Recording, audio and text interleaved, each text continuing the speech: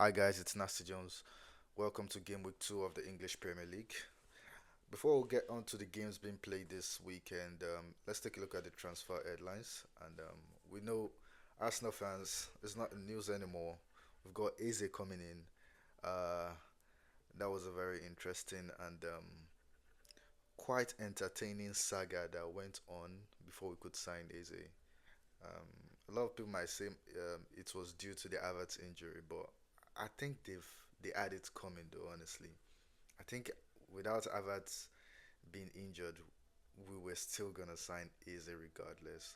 Cause if you saw the game against Chelsea, Crystal Palace against Chelsea, the reception he had was like, nah, this lad is leaving, and then everyone had in mind that it was going to Tottenham, but I still had a little bit of feeling that we might be getting Eze.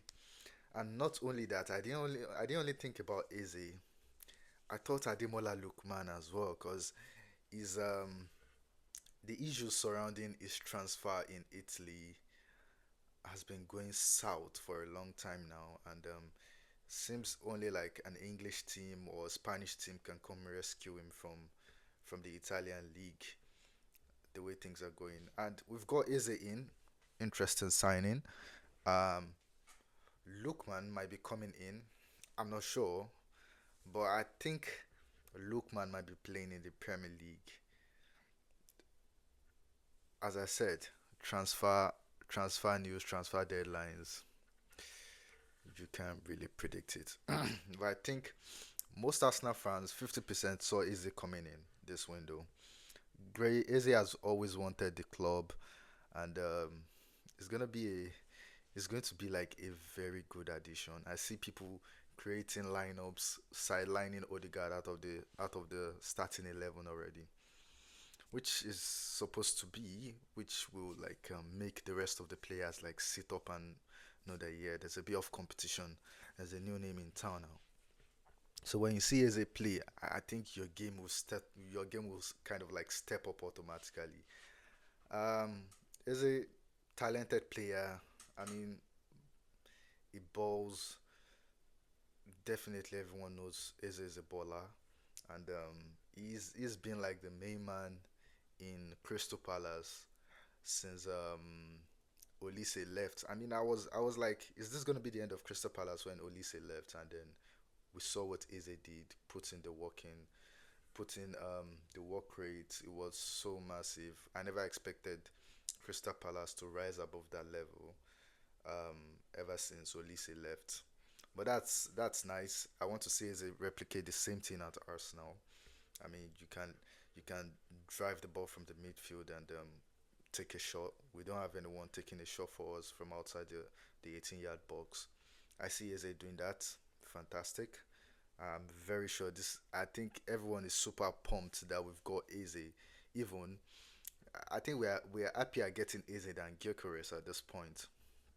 So that's all on Eze. And before we move on, I know Eze is out of Crystal Palace squad, and we're not talking on Crystal Palace and how Oliver Glasner, the Crystal Palace manager, is so devastated on losing Iberichi Eze.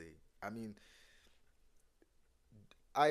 me myself, I think Eze is like we all know is the best player at Crystal Palace, but then Crystal Palace is a side you definitely you want them to be tough in the Premier League because you want Crystal Palace as a side to cause havoc to like other teams in the league because they are always useful at some point, whether it's picking up a draw against a very top team aiming at getting the Premier League. So we want them. So Oliver Glasner is saying it's not about the number of players you get in now.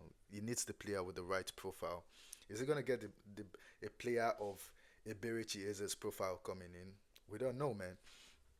But I really wish they get a player of that kind of Eberichi Eze's profile coming in to help them like build up that squad all over again. And if they can cause the amount of havoc they can cause in the Premier League, I don't mind.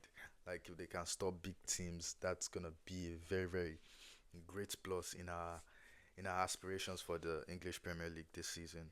So let's hope let's hope Crystal Palace gets a proper number 10 before the transfer window, and or else they're just gonna be like a defensive team because it's only a Eze that is like so creative, and I know they've got Wharton, but the burden is gonna be too much on Wharton, so Wharton might need to like step up his game. It's gonna be like the next big thing there.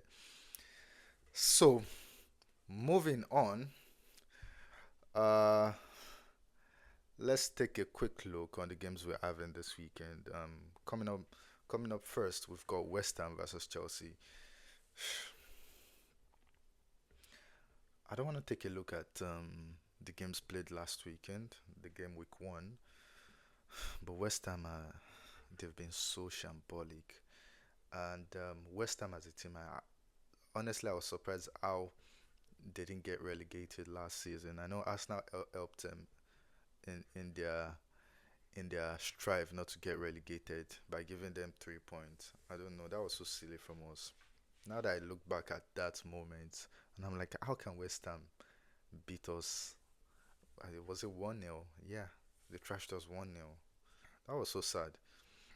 So I think they're a team that are heading to the relegation zone. Only Manchester United saved them as well. Manchester United and Tottenham saved them to show you how like bad and poor the last two teams I just mentioned are. You saved West Ham. West Ham is heading to that zone because I don't. They are not getting in the right players. They're missing a striker. I know they have Fulkrug, but I don't think Fulkrug is that guy. So they've got Eze. West Ham are taking on Chelsea for the first game. I feel that's an easy win for Chelsea. They could go 5-6 nil up if they like, and it's all left to Chelsea now because I can see Chelsea played not bad. All their players were missing, or they were nowhere to be found in their game against Crystal Palace. Although we know Crystal Palace is a difficult side to face. So next on, we've got a very big game on Saturday, which is Manchester City and Tottenham Hotspur. This is gonna be like a very interesting game because if I want to see how Tottenham plays this game. I know Tottenham beat Arsenal in preseason, so if Tottenham can come to this game and salvage a draw, or Tottenham wins the game against City, then I know Tottenham is gonna be a big threat this season. But other things being equal, I feel City should be able to win this game given their last performance um, against Wolves. Wolves has also been a poor team.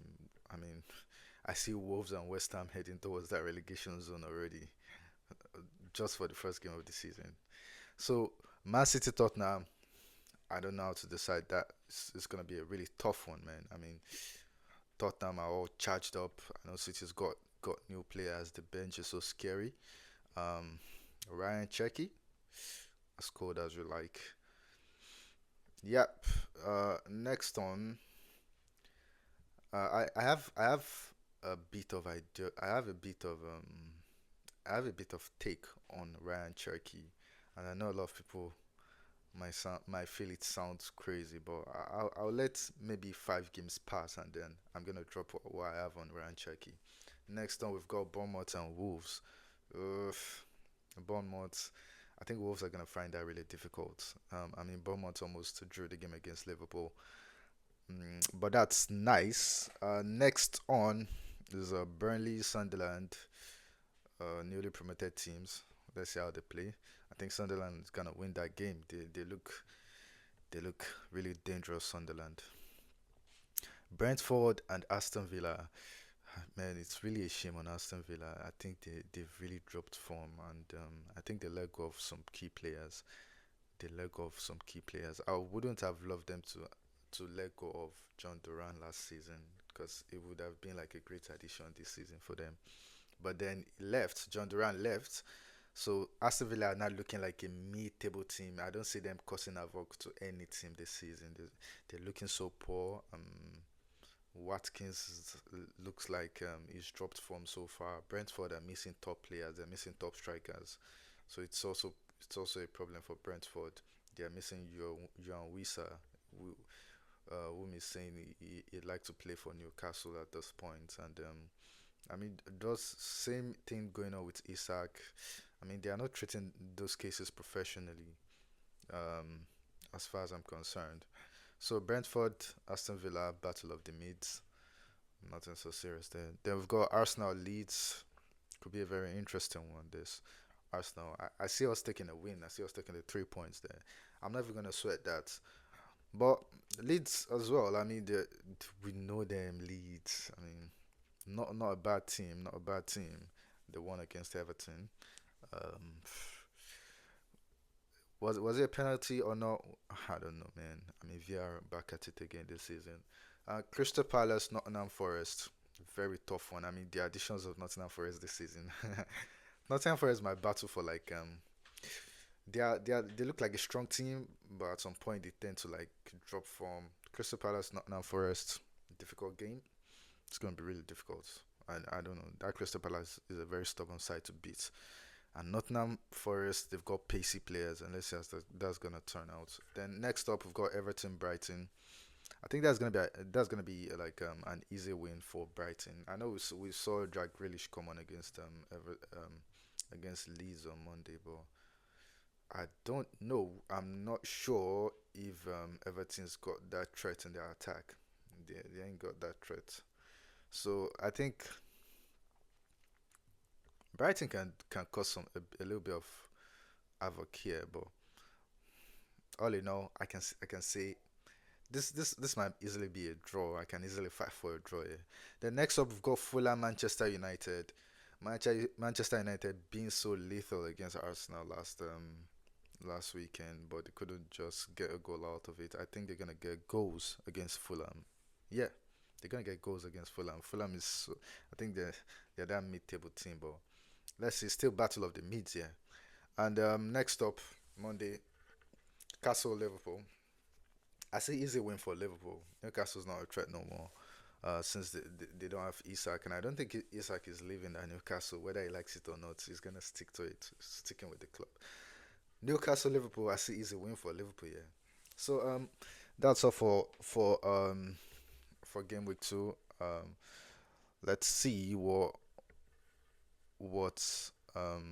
each team is gonna produce this weekend. Great fixtures. It's Nasty Jones. Kindly like, share, and subscribe to my YouTube channel.